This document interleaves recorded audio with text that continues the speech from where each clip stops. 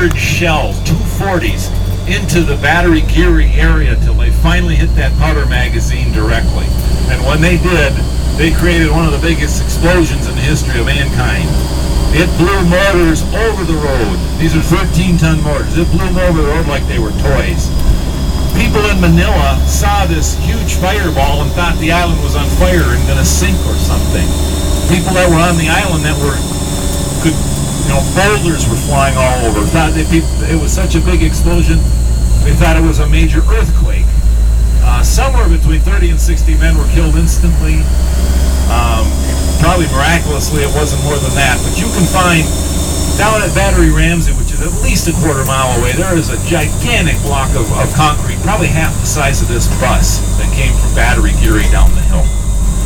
So that was on May 2nd, and so that was just 3.5 days before the final invasion. It happened about 4 o'clock in the afternoon. My father remembered it as being a giant earthquake when he heard it. He was on the other side of topside over at Battery Way.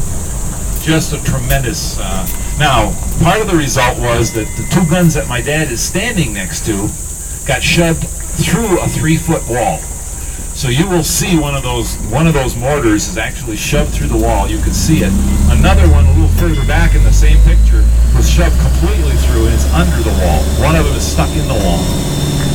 On the other side, 2 of the mortars were thrown over the road.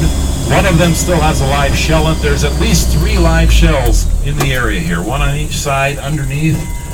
That is the battery, that is the gun that my father was standing next to in that picture, or the tall guy standing there. That's the gun. And he was standing by this platform right here.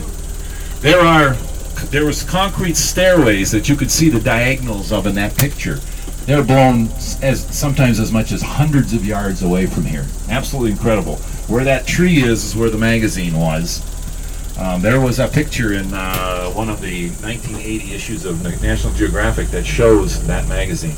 That far back right, there's a live shell in there. There's another live shell over there. There's another live shell over there yet. So this is quite an interesting area.